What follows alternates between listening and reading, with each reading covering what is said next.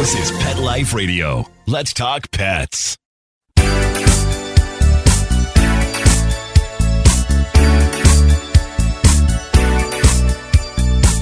Hello, you're listening to Animal Party Pet Life Radio. So this is me, your host, Deb Wolfe. It's always me. This is my show, been my show for over a decade. Thank you all for listening for so long. And today I have a special thank you to the listener who wrote in and said, please don't use my name, but you can use my location. So please don't use my name in Illinois, because you don't want to go further than that. This is the question you ask, and I don't know why you want it so discreet, because it's really not an embarrassing question. Sometimes we get asked things like, why does my dog eat my underwear? This isn't one of those, but our listener asks, why does my dog lie down when greeting other dogs? And then it's a long letter, talks about how it doesn't matter if it's at home or in the park or on the driveway. It's especially apparent in the park because the dog will see other dogs at a distance and start lying down, walk a few steps, lying down, walk a few steps, as if it has to lie down when the greeting happens. So the question is, why does my dog lie down when it greets other dogs? If you have a dog that does this, you're probably wondering the same thing. If it's a herding dog, so what do I mean? H-E-R-D, like herds sheep. If it's that kind of dog, like a border collie, a rough collie, which is what Lassie was, Sheltie, they look like miniature collies, they're Shetland sheepdog. If it's any kind of dog that was bred for generations and generations of dogs to chase and corral and pen up sheep, then the lie down position is a casting position. It's like semaphore. It's like a giant signal. And so when the dog strikes the lie down pose, especially at a 45-degree angle to whatever it's looking at, it's actually getting into position to herd that animal, to direct that animal. And depending on what position the dog takes, the sheep will then go ahead of it. So there's dogs for heeling the sheep, there's dogs for leading the sheep, there's dogs for moving them into a circle. Most of the herding dogs can do all of these skills with a command.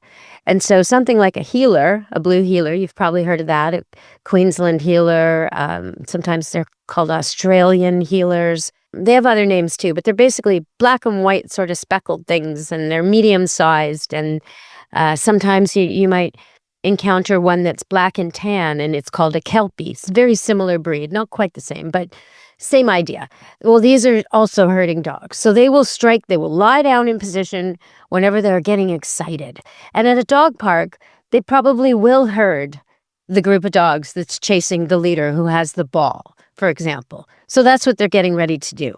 Now, if you don't have a dog like that, if you're absolutely sure your dog's a golden retriever or a boxer or whatever else, and the lying down does not immediately get followed by a supercharged burst of running energy in a certain direction or a chase, if it doesn't immediately result in a chase, then the lie down behavior is actually a greeting that is meant to offer no aggression whatsoever. It's a, hey man, we're going to be friends. See, I trust you so much. I'm going to lie down. I'm going to make myself smaller. That's what it is. Now, when dogs don't want to get along, they make themselves bigger. You'll see a dog puff his chest out. You'll see him make his head taller than another dog. And normally when they greet each other head to head and one dog tries to get his head taller and then the other dog stands stiffly, especially if they're two intact males, the other dog stands stiffly and says, no, I'm taller. The next thing that happens is a fight. So that's aggression. So the opposite of that is to make yourself smaller. And you'll see timid dogs tuck their tail down and look really, really tiny or crouch down.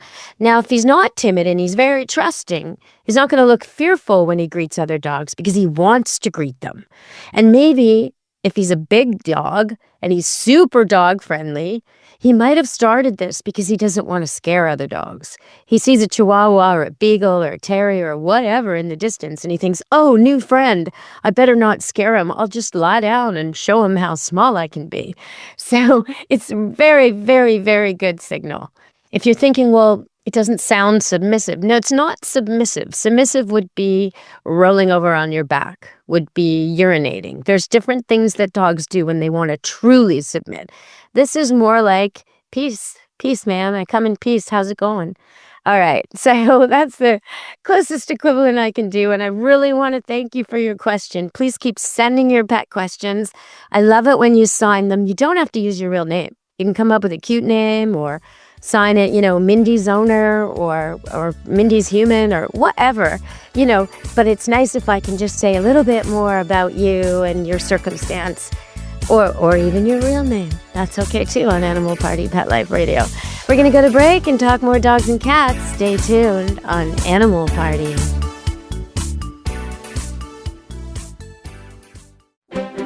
You know the expression, cats have 9 lives. Well, what if you can give them one more? The Give Them 10 movement is on a mission to help give cats an extra life. How? With spay and neuter. Spaying or neutering your cat helps them live a longer, healthier life. And it helps control free-roaming cat populations too. Learn more about the benefits of spay and neuter and meet Scooter, the neutered cat, at GiveThem10.org. That's GiveThem10.org. Let's Talk Pets on PetLifeRadio.com.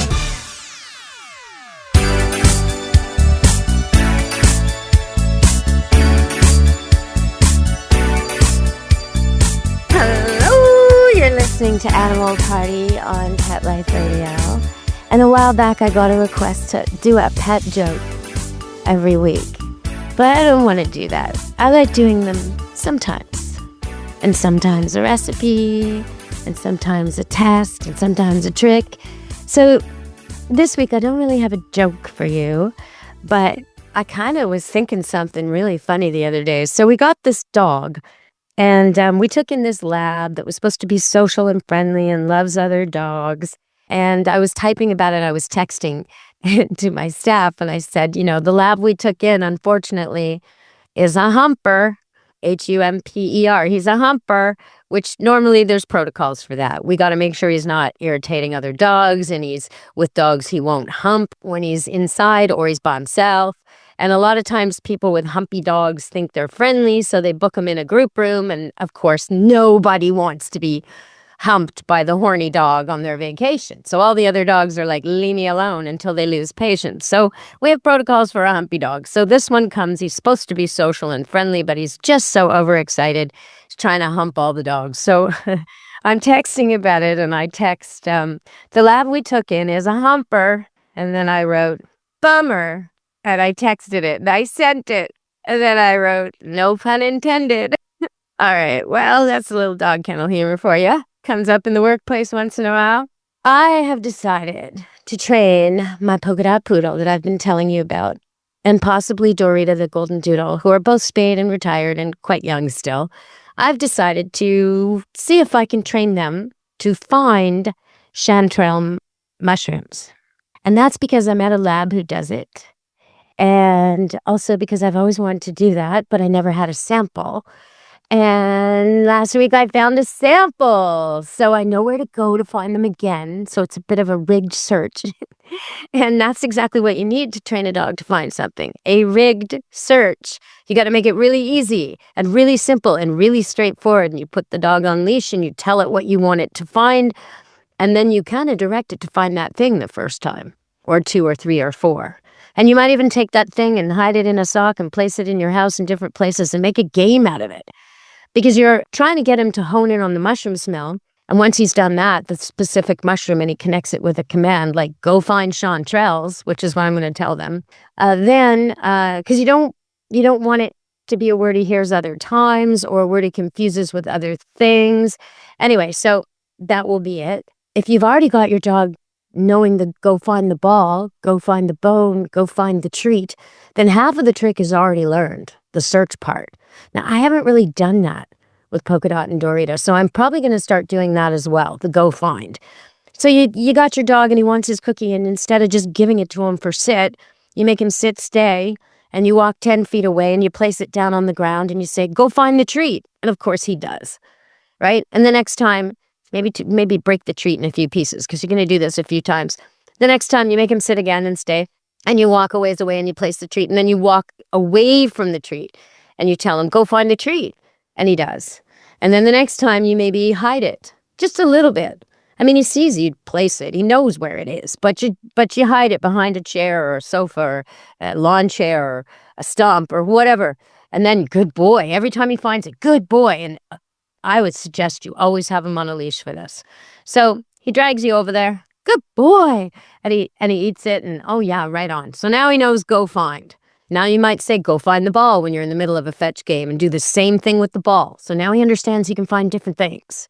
Now you're in a better position to train for the mushrooms, but I may skip ahead because my dogs are already really keen to please me, and they'll figure this out quickly. So we're going to go to the place I know the mushrooms are growing, and I'm going to tell them to go find the mushrooms. And they're going to look at me like, what are you talking about?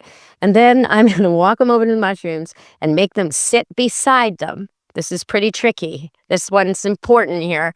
Make them sit beside them. I'll tell you why in a minute. And then I will say, good, you good dogs, and give them whatever they want, whether it's a tennis ball treat, or some dogs like to chew on a Kong and a rope. Some dogs like a little bit of a fetch. Mine are middle-aged, and they're pretty treat motivated. So I'll probably have little tiny treats, maybe homemade liver treats or something really that they love.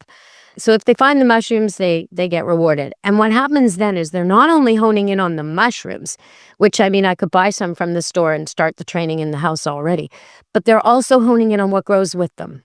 So if the mushroom grows under a certain kind of tree, or with a certain kind of ground coverage, or a certain kind of soil, or they're figuring all that out. They'll smell all that and try to locate more.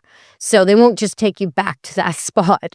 So that's why I won't just do the training with the spot I know. I'll do some in the house too.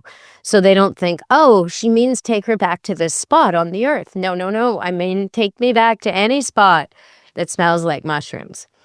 And that's why you want the leash on. Because what if your dog smells mushrooms a very far distance away, or on the other side of a road, or on the property of a nasty bull or dog? Right? Like you don't know what's going on. So you need to be with him.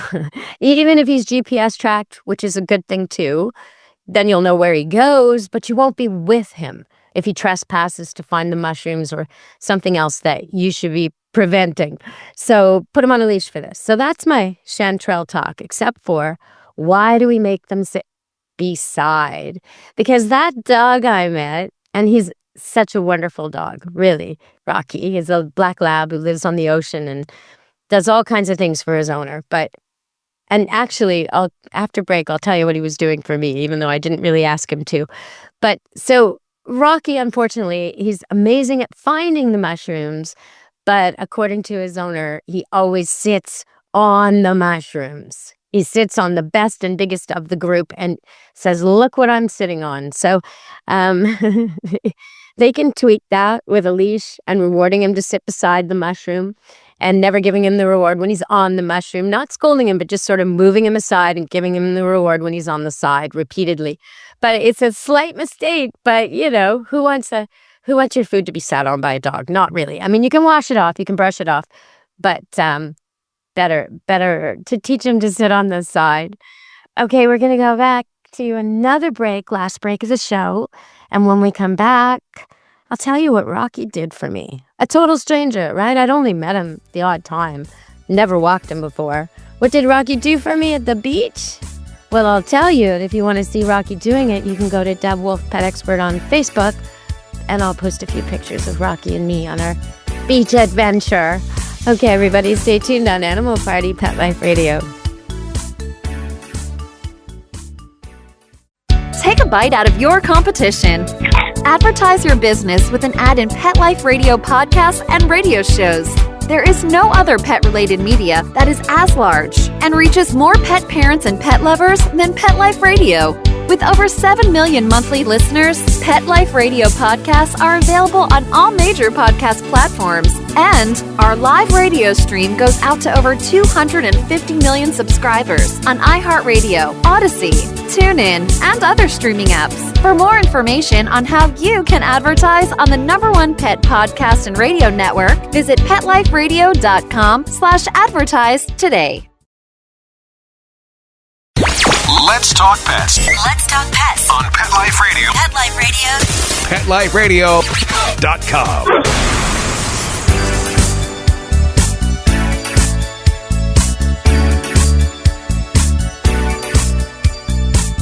Hello, you're listening to Animal Party on Pet Life Radio, and I want to tell you about Rocky. So I take this dog Rocky for a walk on the beach. It's a big beach, beautiful beach, Campbell River, ocean coming in, crashing waves, gorgeous. Kind of rough terrain, lots of seaweed and creatures and low tide, high tide, that whole thing. Whales, we saw so many whales. We saw humpbacks and orcas, and there's a big salmon opening now, and I tried fishing off the pier, but didn't do too well. Anyway, it's great trip. So I go for a walk on the beach with Rocky, and I'm looking at all the creatures, and I'm so interested. I'm using my phone, and I'm taking pictures. You know, what kind of seaweed is this? What kind of seaweed is that? Thinking about my garden, or maybe eating some of it, and how this works, you know. So Rocky's watching me, and he's coming with me, and he sees me look at a specific kind of seaweed and make a fuss over it. So then the next 10 minutes, he keeps running over to similar seaweed and picking it up for me. So I'm like, no, Rocky, I already found that one. So then I go find a starfish. And again, I'm really interested in these beautiful purple starfish. I take a picture. And of course, Rocky's like, starfish? That's what you want? So then he goes and searches out all the purple starfish. Like, no, Rocky, stop giving me starfish. Put them back. Okay. So now I see an okra starfish. I'd never seen one before, a sort of blush pink kind of a thing. So I'm looking at that and taking pictures of that. Sure enough, Rocky starts bringing me the blush. Now, dogs aren't supposed to see in color, but probably he can tell the shade, dark or light, and probably they smell different. Maybe. I don't know. But anyway, he starts bringing me the blush ones. Okay, so I tell him, no, that's okay. And then I start looking at seaweed, different kinds of seaweed. And sure enough, he starts doing the same thing. He's pulling on a big piece of bull kelp, and that's, floating in the water, and he's trying to bring it to me. And I mean, what a great dog. But that's because he's been trained to find mushrooms and other things. He's been trained to assist with hunting and fishing and all these things. So he's just looking for a job. And at the end, I was collecting empty oyster shells just to use as ashtrays or decoration or whatever, little dishes, soap dishes, that kind of thing. And he got so happy when he saw me collecting because it was like, nothing makes a retriever more angry or more confused than when they bring you something and you don't accept it. You put it back. So he was so happy that our walk had a purpose finally. Anyway, so yeah, this is a shout out to Rocky the lab. I heard of this Croatian proverb, and they say, I like this one, it's an animal one, so I'm going to share with you. They say, 2 goats can't walk on the same rope. And I think that's an interesting one. Some people have pet goats, but it's also, when you think of, that is so true. Goats are very difficult, and they would fight with each other, and they would chew the rope, and they would not go at the same pace. And there's even stuff in the Bible about that, about not expecting an ox and a cow to plow the field together, sharing the same plow, because the 2 animals are different size and strength, and it would be inappropriate and unfair to both of them. So there's different things where you have to think about this when you try to work with animals. But the 2 ropes with the goat really contrasted to me with dogs and cats. Because if you can imagine trying to walk 2 cats on 1 rope, yeah, forget about it. That's not going to happen. And what about 2 dogs on 1 rope? Oh, super easy if they're trained. Look at it. Look at a sled. That's a huge harness with so many ropes and so many dogs. And if they're trained, it all works easily. So that's the collective cooperation of the dog compared to some of these other animals. Even the herd animal, the goat, is not as willing to work collectively toward an objective as a dog, like that lab, trying to help me forage. It was amazing to see. Something else I saw in the news, which I found a little distressing, was that on CNN, no less, 37% of pet owners that were polled said they worry that vaccines for pets might cause their pet to have autism. This is what they are saying.